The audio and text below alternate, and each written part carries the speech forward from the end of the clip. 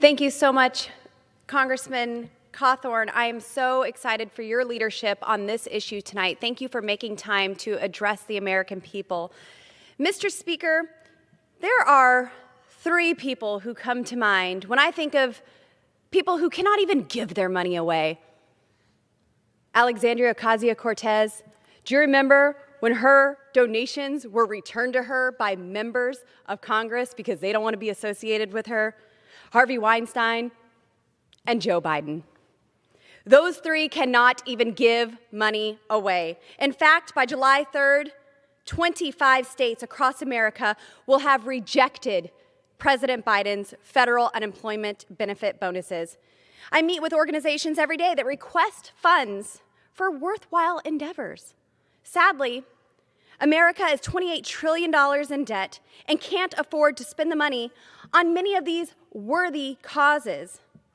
But leave it to Joe Biden to try to spend money in a way that actually hurts our economy and is rejected by Republican and Democrat governors across our entire country. That's a special level of basement incompetency. We've got 9.3 million unfilled jobs, and I hear it back home. Businesses can't get people back to work because they are making more to sit at home on the couch. They would rather watch Dave Portnoy eat a slice of pizza. But then again, maybe that's not his viewers.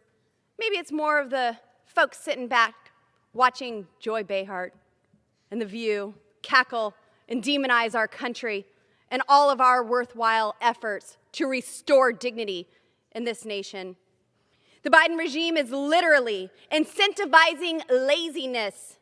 But then again, they set that example on a regular basis, calling it quits in the middle of the day. When's the last time the president hasn't called a lid before his afternoon snack? In my home state of Colorado, many corporations are offering bonuses that small businesses can't afford. We're seeing massive signing bonuses from $10,000 to $30,000 for utility and HVAC workers, and that's simply unsustainable. According to the Colorado Restaurant Association, more than 90% of restaurants are having issues finding workers. I'm one of them. I've had employees say, I cannot work more than 2 days a week. I cannot exceed 12 hours of work because it will cut in to my benefits. That is un-American. Joe Biden is quickly becoming the greatest threat to small businesses since Fauci's fraud. While small businesses across my district, across America, are struggling to find workers, struggling to stay open, Joe Biden is struggling to stay awake. I'm calling on this administration to end these excessive federal COVID payouts and stop de-incentivizing work. Madison Cawthorn, Congressman, thank you for your leadership on this issue. And Mr. Speaker, I yield. Thank you, Madam Speaker. I want to thank the gentleman from Pennsylvania for yielding.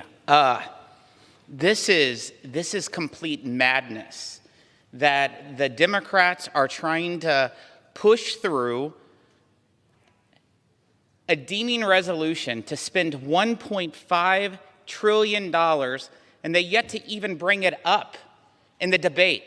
They want the American people to believe that what we are about to vote on this floor right now is a bill that's in financial services or a bill that's in foreign affairs. But yet, they are trying to pass a resolution to bypass the budget process to spend $1.5 trillion. We have been in where the Democrats have been in power for over almost 900 days, and they have yet to put a real budget on the floor of the House of Representatives. Even though the Budget Control Act of 1974 clearly states the process. What is it? What are you trying to hide? Why don't you want debate over $1.5 trillion of spending? Why are you hiding it from the American people? Why are you being so dishonest? $1.5 trillion is a lot of money. Your president submitted a budget just 2 weeks ago, the latest budget in the history of the United States. Are you not wanting to debate it? Are you not wanting to discuss it? Because your speaker said the budget is a statement of your values. Show us your values. You don't want the American people to see your values, because in the president's budget, the largest amount of spending in the history of this country, $69 trillion, you're putting $80 billion to hire 87,000 IRS auditors to go after the American people.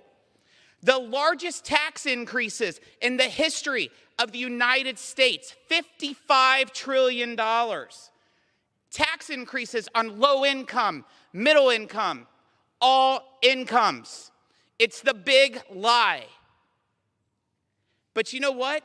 Across the board, average increases of everything by at least 16% increase, except for things that deal with security.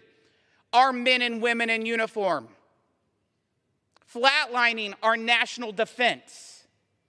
Not one additional dollar could be found for border security when we are facing the Biden border crisis right now. More people have illegally crossed the southern border since January 20th, since the entire population of Kansas City, Missouri.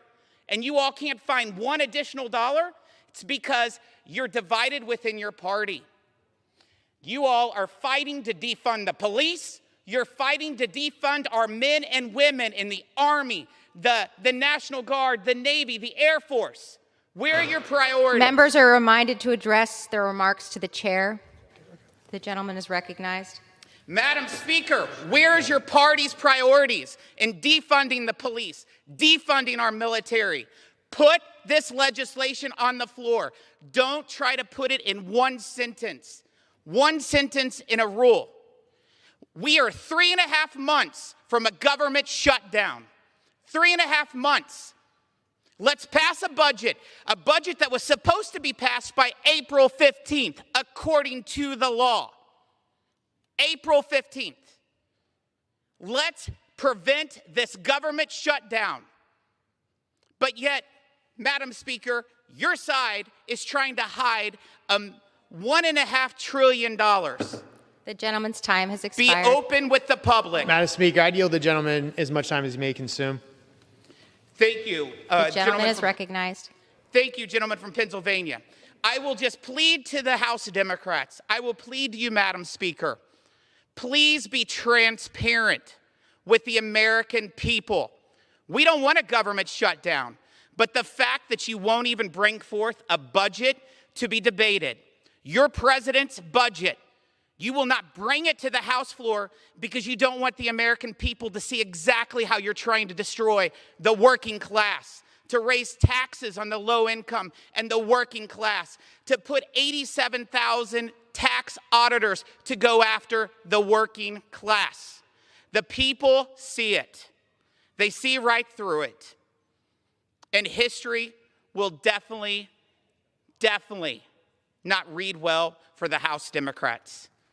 Yield the rest of my time.